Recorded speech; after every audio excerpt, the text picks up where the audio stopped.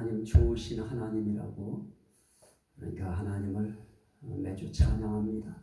정말 하나님이 좋으신 하나님으로 여러분들의 순간순간 고백되어질 수 있는 이런 하나님이 되어야 될 것입니다. 그래서 좋으신 하나님이 정말 좋으신 일을 우리의 삶 가운데 많이 행해 주시는 거, 그게 보여야 되고 느껴져야 되고 그게 깨달아지면 그냥 좋아집니다. 기분도 밝아지고 마음에 새로운 힘이 솟아나기도 하는 것입니다. 자, 우리는 계속 삼위일체 하나님의 은혜라고 하는 큰 주제와 틀 속에서 삼위일체 하나님의 은혜가 뭐냐? 그 하나님의 은혜는 결국에 가서는 우리 한 사람 한 사람을 진짜 그리스도인 되게 하시는 것이다. 참된 그리스도인이 되게 하시는 것, 이것이 우리 삼위일체 하나님의 아주 큰 은혜의 표현이다. 그러면 진짜 그리스도인은 어떻게 살아야 되는가? 어떻게 주어진 세상 속에서 삶을 살아내야 할 것인가? 그것은 뭐니 해도 예수를 위하여 사는 것이라 그랬습니다. 진짜 그리스도인은 예수 위하여 살고 예수 위하여 죽습니다. 그런 모토를 가지고 진짜 그리스도인들은 그들의 삶을 살아내고 그걸 그들 인생의 역사로 축적하게 되어집니다. 그러면 예수를 위하여 산다고 하는 것이 대체 무엇이냐? 그 부분을 우리는 지난 시간에 예수 그리스도의 이름을 위하여 사는 것을 예수 위하여 사는 것이다, 이런 말씀 드렸습니다. 오늘은 거기에 이어서 어떤 것이 예수 위하여 사는 것이냐? 예수 그리스도의 이름을 위하여 산다. 그러면 우리는 예수 이름 위하여 그 예수 이름 부여잡고 그 예수 때문에 그 예수 위하여 우리는 살아가게 되어지는 것이죠. 그러면 오늘 우리가 진짜 그리스도인이 예수 위하여 산다고 할 때 또 하나 우리가 살아내야 할 것은 뭔가? 예수 그리스도의 복음을 위하여 살아야 되는 것입니다. 저는 이 부분 때문에 오늘이 어버이날인데, 어버이 주간인데, 복음을 위하여 살아야 된다, 예수 복음 위하여 살아야 된다, 이것을 오늘 매치를 시키려고 하니까 이 마음에서 뭔 힘이 안 올라오고요. 모든 사람들의 그 영상을 보면 오늘 다 어버이 주일이라고 하는 그 어버이 주일로 다 모든 초점을 맞추고 설교를 하는데 이 자리에서 저만 아마 어머님이 계실까요? 우리 성도들로만 놓고 보면 부모님들이 안 계신 것입니다. 그러다 보니 참 이 세월 속에 우리가 전해야 될 그 어떤 그 방향도 모든 교회와 일치하기가 참 어렵습니다. 그래서 저는 정말 우리가 이 시대 속에 하나님이, 항상 제가 어떤 것을 이야기할 때 말씀드리지만, 내일 오신다, 우리 주님이 내일 오신다. 그러면 오늘 우리는 무엇을 위하여 살아야 될 것인가? 아무리 어버이 주일이라고 해도 어버이 챙기기 위해서 뛰어가지 않을 것입니다. 우리는 정말 복음을 위하여 그 하루를 보낼 것입니다. 그러면 예수 그리스도의 복음을 위하여 우리는 살 터인데, 그러면 예수의 복음이 뭐냐? 우리는 그 복음에 대해서 많이 들어봤습니다. 복음은 그냥 기쁜 소식입니다. 복된 소식입니다. 그런데 그것은 표면적인 의미입니다. 정말 복음이 뭐냐고 이야기할 때 그 복음에 대해서 우리에게 한마디로 정의해 준 곳이 바울 사도를 통해서 로마서 1장 2절에서 우리에게 그 복음에 대해서 설명을 해 주었습니다. 한번 보시죠. 로마서 1장 2절 말씀에 보면 1절에 그렇게 말씀합니다. 예수 그리스도의 종 바울은 사도로 부르심을 받아 하나님의 복음을 위하여 택정함을 입었으니, 이 복음은, 그 복음이 뭐냐? 하나님이 선지자들을 통하여 그의 아들에 관하여 성경에 미리 약속하신 것이라.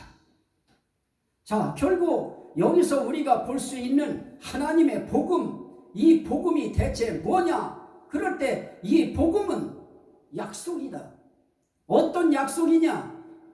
하나님이 선지자들을 통하여 그의 아들에 관하여 약속하신 것이다. 그러면 하나님의 아들이 누구냐? 예수 그리스도시다. 그러면 하나님께서 미리 예수 그리스도에 대하여 선지자들을 통하여 약속하신 그 모든 내용을 총괄해서 우린 그걸 복음이라고 한다. 그러면 그 복음이라고 하는 것을 이야기할 때 설명을 3절에 덧붙입니다. 그 아들을 이야기한다고 하면 그게 뭐냐? 육신으로는 다윗의 혈통에서 나셨다. 그러나 성령의 영으로 보면 그분은 죽은 자들 가운데서 부활하사 능력으로 하나님의 아들로 선포되신 분이시다. 그분을 일컬어 뭐라고 하느냐? 그분이 우리 주 예수 그리스도시니라. 그러십니다. 자, 그러면 오늘 이 복음이, 우린 복음 많이 이야기합니다. 특별히 목회자들이 복음 아주 많이 외칩니다. 그러면 복음이라고 할 때 이 복음이 예수 그리스도이기 때문에 결국 예수 그리스도 전하는 것입니다. 예수 그리스도가 우리 위하여 행하신 일, 그거 전하는 거, 그 내용, 그것을 우린 복음이라고 이야기합니다. 그래서 예수님이 이 땅에 선지자들의 그 예언에 따라서 이 땅에 태어나신 것, 그것도 복음입니다.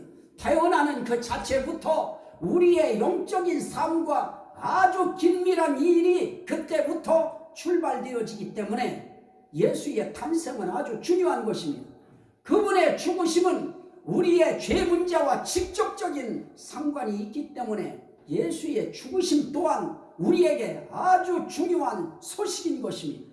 그리고 그분이 죽은 것으로 끝나지 않고 우리를 부활시키려고 하면 그분이 첫 열매가 되셔야 되기 때문에 예수님이 부활하셔야 우리도 그분에게 붙어서 부활할 수 있는 것입니다.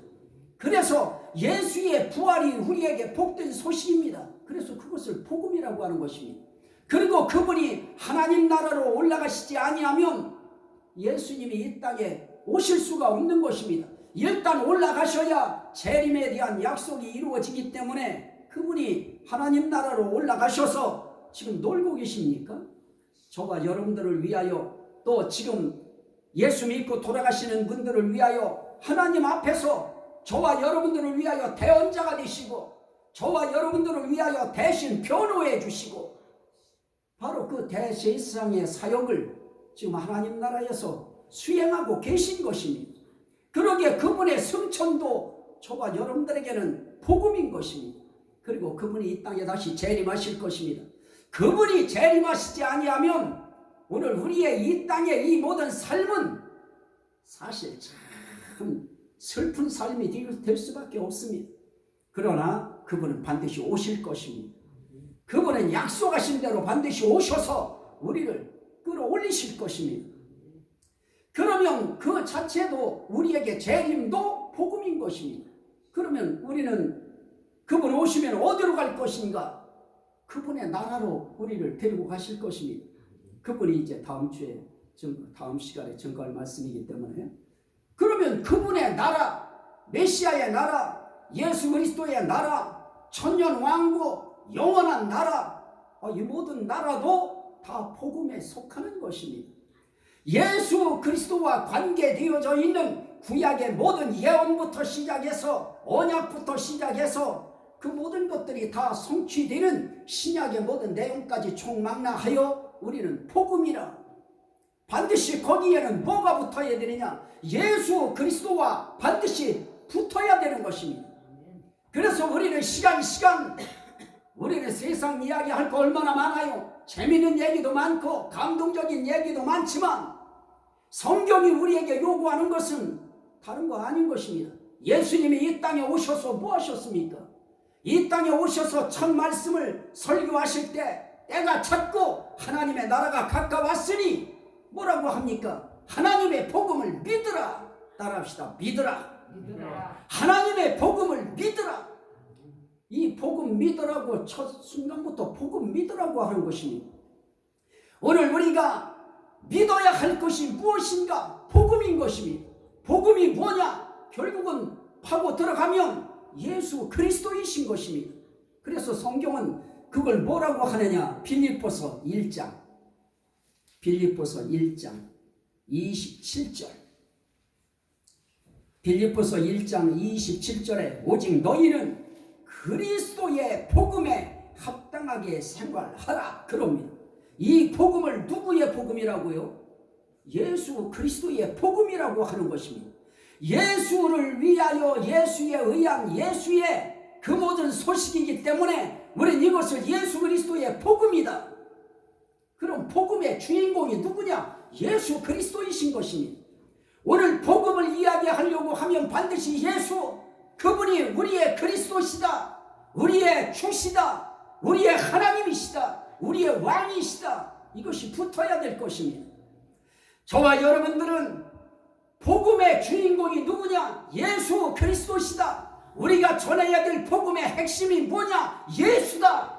이것이 가슴속에 파동을 일으키고 파고를 일으키고 여러분들의 심령 속에서 나는 예수 전하기 위하여 하나님이 나 부르셨다, 이 마음이 여러분 속에 파도치시기를 주의 이름으로 축원합니다. 예수 전해야 됩니다. 어떤 상황 속에서도 우리가 예수 나타내야 되고 예수 전해야 되는데, 그러면 예수 그리스도의 복음, 그러면 대체 예수 복음이 우리와 무슨 상관이 있느냐? 우리는 그런 이야기 할 수밖에 없습니다. 그래서 그 복음에 대해서 에베소서 1장에서는 이렇게 말씀합니다. 에베소서 1장 13절. 그 안에서 너희도 진리의 말씀 곧 너희의 구원의 복음을 듣고 그 안에서 또한 믿어 약속의 성령으로 인치심을 받았으니. 여기에 예수 그리스도의 복음, 그 복음을 다른 말로 뭐라고 하느냐? 우리를 구원시키는 복음이기 때문에 구원의 복음이다. 그래서 복음을 이야기할 때는 반드시 그 복음은 뭐와 상관이 있어야 되느냐? 유황계를 쓰니 이런 원어의 의미 가지고 이건 깊은 소식이다, 복된 소식이다, 신바람 나는 소식이다, 그렇게 이야기하면 표면적이고 겉만 핥는 의미가 될 수밖에 없습니다. 복음이 뭐냐? 라고 할 때 그 복음은 우리에게 어떤 소식이냐? 구원의 소식이다. 그래서 그 소식을 뭐라고 하느냐? 구원의 복음이라고 한다. 따라합시다. 구원의 복음. 그래서 우리가 왜 복음 전해야 되느냐? 구원하는 복음이기 때문에 이 복음이 구원하는 것입니다. 그래서 우리는 이 복음을 구원의 복음이라고 한다. 그러면 또 성경에 다른 복음도 있던데요. 그게 뭘까요? 영광의 복음이라고 한다. 자, 그 말씀도 우리 한번 보시죠. 디모데전서 1장. 디모데전서 1장 11절. 이 교훈은 내게 맡기신 바 복되신 하나님의 영광의 복음을 따름이니라. 이 복음을 영광의 복음이라고 그래요. 구원의 복음이면서 이 복음은 영광의 복음이다. 그럼 대체 왜 영광스러운 복음일까요? 골로새서.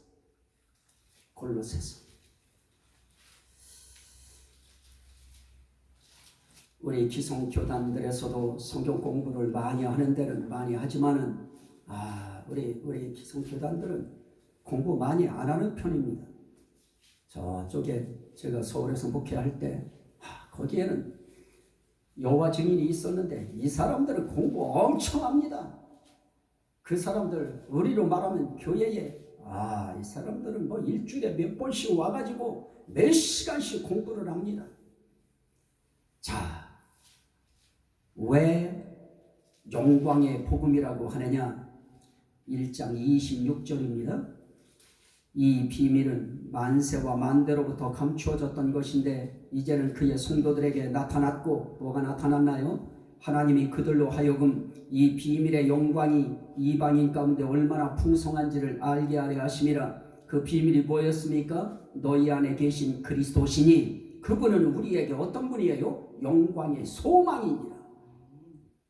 복음이 우리에게 영광의 복음이라 불리워지는 이유는 예수 그리스도가 우리에게는 영광의 소망인 것입니다. 부끄러움에 기대감 그 정도는 아닌 것입니다. 영광스러운 기대감을 가지고 영광스럽게 바라보고 영광스럽게 그분을 우리는 주목하면서 우리는 그분을 소망으로 삼고 사는데, 그냥 소망이 아닌 이유가 뭡니까? 그분 자체가 영광의 소망이기 때문에 그분에 대한 복음, 그걸 우리는 영광의 복음이라.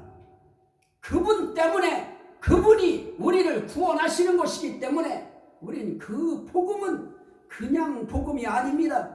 그 복음을 통해서 우리가 구원받을 때, 그때 우리가 입게 되어지는 그 영광은 말로 표현할 길이 없는 것입니다. 그래서 그 영광은 표현 자체가 안 되어지는 것입니다. 그래서 그냥 영광의 복음이라. 그 영광, 저와 여러분들이 반드시 구원을 입을 때 우리는 그 영광 입을 것입니다. 다시 말하면 그 영광은 결국 또 들어가면 부활의 영광인 것입니다. 우리는 한번 죽어서 영원히 이 세상 떠나서 하나님 앞에 가는 것으로 끝나지 않고, 예수님이 이 땅에 오실 때 우리도 함께 예수 그리스도와 함께 내려오면서 우리의 영의 생명이 부활하는 그런 날이 한 번 더 와야 됩니다. 그래서 우린 예수 믿고 죽는 그것이 우리 인생길의 승리 아닌 것입니다. 한 단계 더 나가서 우리가 부활할 때 어떤 부활을 하느냐? 마치 해처럼 해와 같은 부활을 하느냐? 달과 같은 부활을 하느냐? 별과 같은 부활을 하느냐? 아니면 은하수 같은 부활을 하느냐? 어떤 부활을 하느냐가 우리 인생길 영혼의 참된 승패를 그때 결정합니다. 오늘 이렇게 주님 앞에 나와서 영광스러운 예배 자리에, 영광스러운 자리에서 영광스러운 소망의 예수, 그 복음을 함께 나누는 이 현장도 하나님 나라에서 보면 아마 영광스러운 자리일 것입니다. 그래서 오늘 우리 한 사람 한 사람이 영광의 소망이신 그리스도와 우리는 그분이 우리의 머리가 되고 우리는 그분의 몸이 되었기 때문에 우리 한 사람 한 사람은 다 어떤 사람들이냐? 영광스러운 성도들인 것입니다.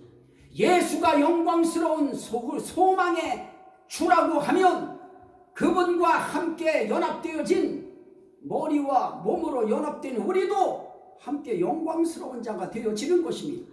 우리 스스로가 영광스러운 것이 아닙니다. 영광스러운 예수 때문에 저와 여러분들이 영광스러워지는 것입니다. 그래서 우리는 이렇게 만났을 때 저기서 이렇게 목사님이 오면 누가 온다 그래야 돼요. 영광이 온다 그래야지. 아이고 이거 목사님 온다 이러면 안 되는 것입니다. 집사님이 오고 권사님이 오시면 오실 때 박 권사님 오시네, 박 집사님 오시네, 이것이 아니고 영광이 오신다. 아멘들도 안 해요. 아이고 뭐가 맞아야지요. 영광이 오신다. 영광이 오는 것입니다. 저기서 벌써 차 타고 오시면 영광이 오시는구나. 이런 정도의 우리의 좀 문화적인 감성과 영적인 영성의 감성이 우리 가슴 속에 일어나면 저와 여러분 한 사람 한 사람은 모두가 다 존귀한 사람들인 것입니다. 예수 그리스도를 믿음으로 구원받을 성도라 부르심을 받은 신실한 자들, 이런 사람들 한 분 한 분들은 모두가 다 영광스러운 것입니다. 그래서 주님은 우리를 영광스러운 교회로 세우사, 그게 우리 구원인 것입니다. 우리 한 사람 한 사람은 다 영광스러운 것입니다. 교회 건물이 영광스러운 것 절대로 아닌 것입니다. 수십 수백억을 들여서 지어놔도 그것은 예배당은 예배당일 뿐인 것입니다. 영광스러운 교회는 이 자리에 서 있는 저와 예수 그리스도를 구세주로 섬기는 여러분 한 분 한 분이 영광스러운 교회인 것입니다. 하도 코로나 그래가지고 말하지 말고 소리 질리지 말라고 해가지고 옆에 사람들하고 좀 한마디씩 하고 싶어도 못해서 그렇지, 정말 여러분들은 영광인 것입니다. 그래서 우리의 외적인 그런 모든 모습이 문제가 아니고 우리 한 사람 한 사람이 예수 그리스도의 영광을 입었기 때문에 우리는 영광스러운 존재들인 것입니다. 옆 사람하고 인사합시다. 영광스러우세요. 아이고, 영광스러운 건지. 영광스러운 것입니다. 그래서 교회는 영광스러운 교회이기 때문에 교인 한 사람 한 사람이 삶 속에서 영광을 나타내는 것입니다. 영광스러운 언어를 나타내고 영광스러운 표정을 나타내고 영광스러운 삶의 행동을 나타내고 그런 모습들이 외부에 비춰질 때 정말 저 사람은 정말 뭔가가 다르다, 이것이 느껴져야 될 것입니다. 그래서 그 복음을 구원의 복음이라, 예수 그리스도의 복음이라, 그 복음을 영광의 복음이라 그렇게 이야기하는 것입니다. 자, 그러면 이 영광의 복음에 대해서 그 성경은 뭐라고 이야기하느냐, 그 복음의 중심에 누가 있느냐, 이게 중요한데요. 고린도전서 1장 17절 18절 말씀입니다.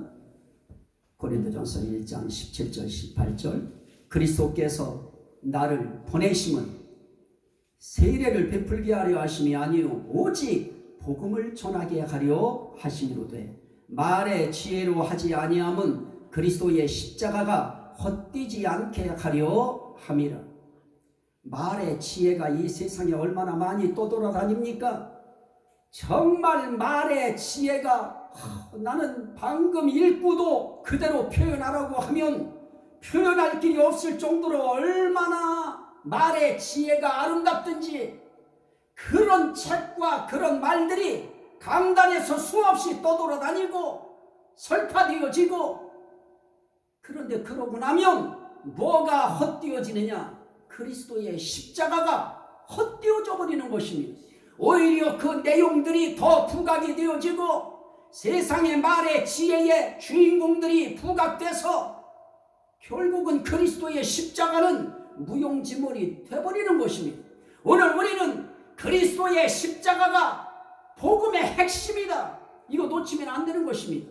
예수의 죽으심, 이거 중요한 것입니다. 18절. 그래서 십자가의 도가 멸망하는 자들에게는 미련한 것이요 구원받는 우리에게는 하나님의 능력이라. 그래서 이 복음을 다른 말로 뭐라고 하느냐? 십자가의 도라고 한다. 또 다른 말로 뭐라고 하느냐? 그리스도의 십자가라고 한다. 결국 성경 어디를 봐도 복음을 이야기할 때 예수 그리스도가 빠질 수 없고 예수 그리스도의 십자가가 빠질 수 없는 것입니다. 그래서 우리에게 복음을 이야기할 때 그건 십자가의 도를 복음이라고 이야기합니다. 이거는 이면적인 깊은 뜻을 이야기할 때 복음이 뭐냐? 그러면 우리 십자가의 도다. 그 십자가의 도가 대체 뭔 얘기냐? 예수의 십자가를 이야기하는 것이다. 예수의 죽으심을 이야기하는 것이다. 우린 그런 것을 우리가 표현해야 되는데 보십시오. 이 십자가의 도가 구원받지 못하는 멸망하는 세상 사람들에게는 어떻게 보입니까? 미련하게 보이는 것입니다. 교회에서 날마다 십자가 뭐 찬송을 부르고 십자가 설교하면 대체 저게 대체 뭔 소리냐 하고 십자가의 도가 그들이 볼 때 미련하게 보이는 것입니다. 그러나 구원을 얻는 우리에게는 그 십자가의 도, 그 십자가에 달린 예수 그리스도, 그분의 죽음이 저와 여러분들에게 능력인 것입니다. 우리에게 있어서 십자가의 도는 우리 기독교인 내게 하는 힘인 것이고 능력인 것입니다. 그리고 그분의 십자가의 도가 우리를 구원으로 연결시켜 주시기 때문에 그건 우리 인생길의 능력이고 우리 영혼의 삶의 능력인 것입니다. 이 능력이 여러분들의 심령 속의 능력으로 인정되기를 주의 이름으로 축원합니다. 이게 능력이다. 예수의 십자가가 내게 능력이다. 그게 느껴져야 됩니다. 그래야 예수 십자가 찬송 불러도 십자가 십자가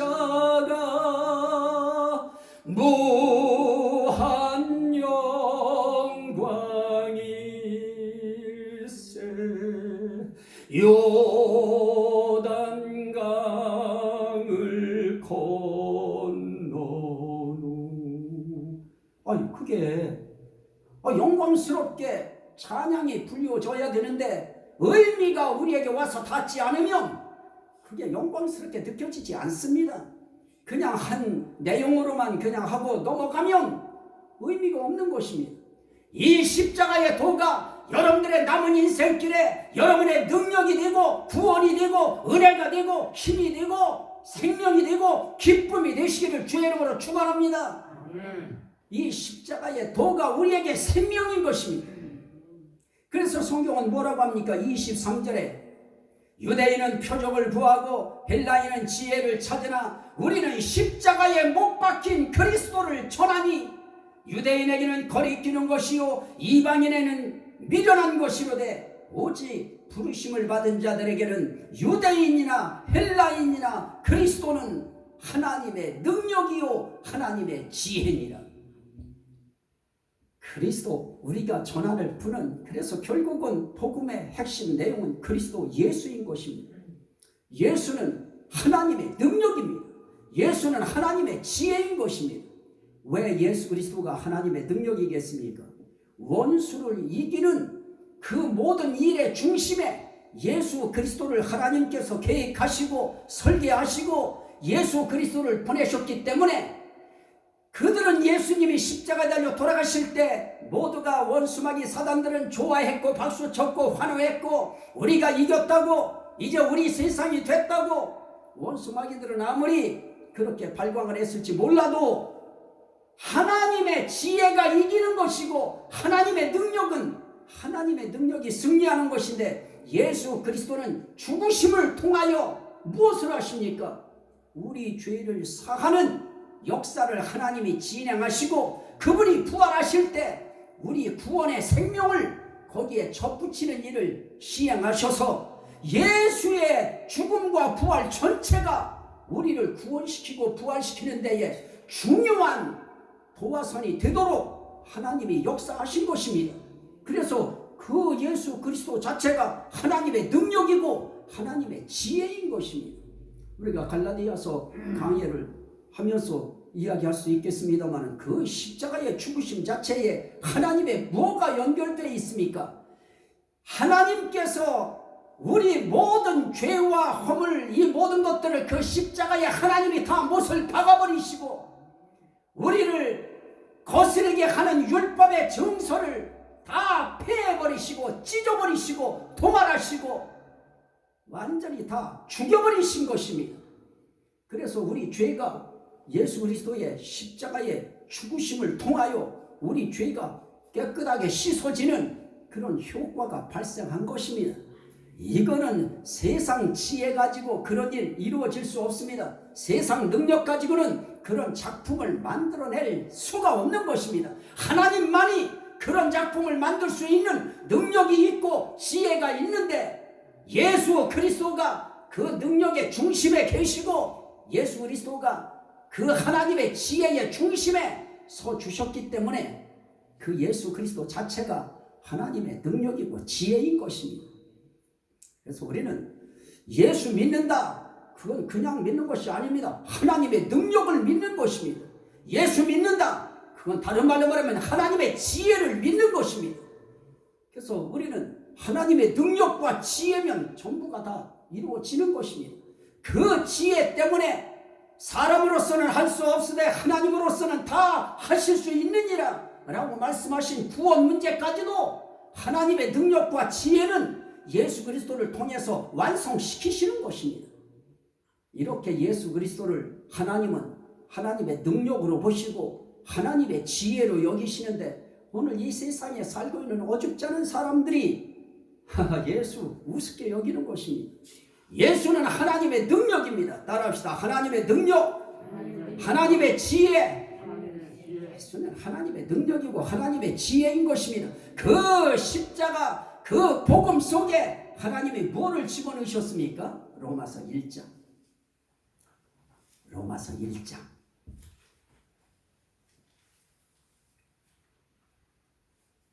로마서 1장 16절.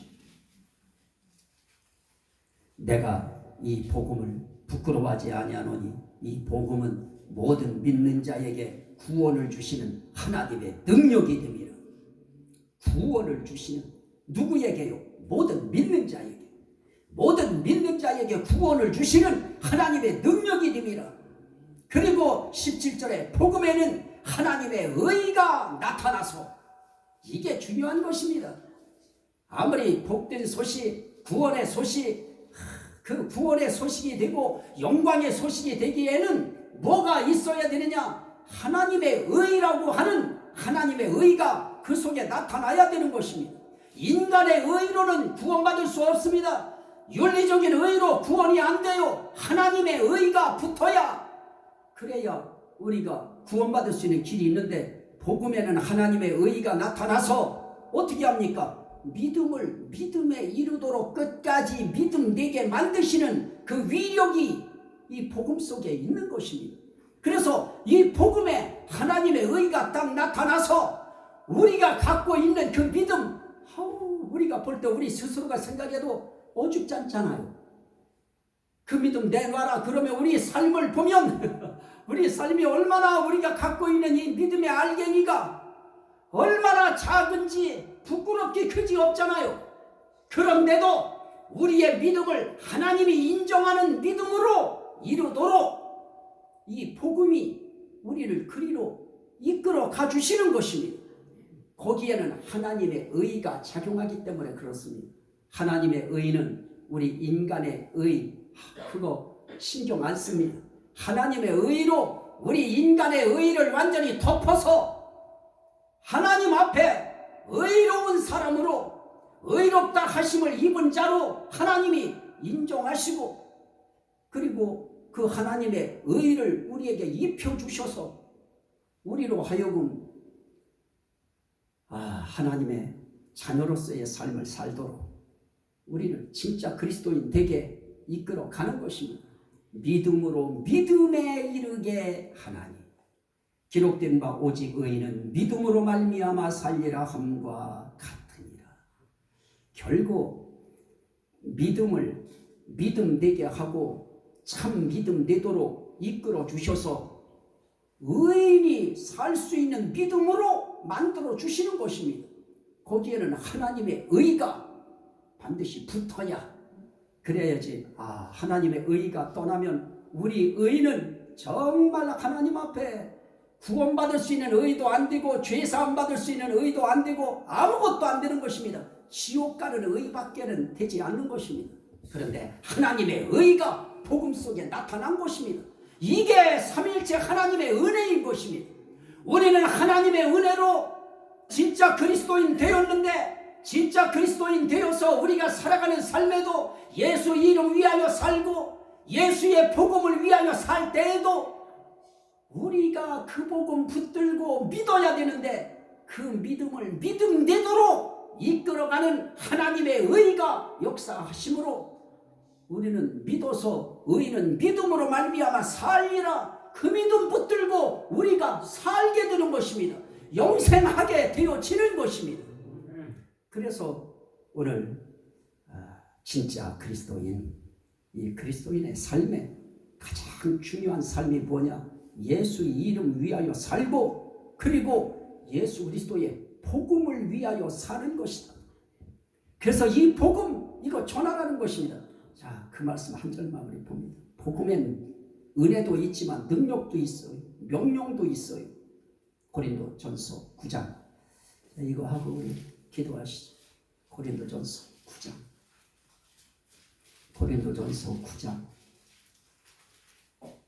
14절부터 봅니다.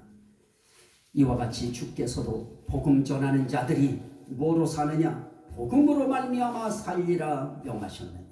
의인은 믿음으로 말미암아 살리라. 복음 전하는 자는 복음으로 말미암아 살리라. 복음 전하는 자들이 복음으로 살지 않고 다른 거로 살기 때문에 힘을 다 잃어버리는 것입니다. 16절 내가 복음을 전할지라도 자랑할 것이 없으면 내가 부득불할 일임이라. 만일 복음을 전하지 아니하면 내게 화가 있을 것이로다. 내가 내 자의로 이것을 행하면 상을 얻으려니와 내가 자의로 아니한다 할지라도 나는 뭐를 받았노라? 사명을 받았노라. 그런즉 내 상이 무엇이냐? 내가 복음을 전할 때 값없이 전하고 복음으로 말미암아 내게 있는 권리를 다 쓰지 않는 이것입니다. 자, 복음에는 하나님의 사명이 있어요. 하나님의 명령이 있어요. 그래서 우리는 이 복음 전하는 것입니다. 목사는 이렇게 복음을 강단에서 전하는 것이고 성도들은 받은 바 말씀을 가지고 여러분들은 어렵게 전할 거 없어요. 예수 믿으세요. 예수 믿어야 천국 갑니다. 그냥 짧게 전하셔요. 나머지는 성령께 맡기고 하나님께 맡기고 우리는 전해야 될 사명, 이 사명 우리는 감당하면 하나님이 역사하실 것입니다. 왜냐하면 복음은 살리는 하나님의 능력이고 하나님의 지혜이고 하나님의 의가 그 복음 속에 있기 때문에 하나님이 역사하실 것입니다. 이 은혜가 저와 여러분들의 인생길에 늘 가슴에 고동치시기를, 그래서 나도 이 한 주간에는 예수 전해야지 하는 이런 믿음이 올라오시기를 주의 이름으로 축원합니다. 아멘. 우리 한번 찬양 한 장만 우리 한번 부르시죠. 516장입니다. 516장. 516장.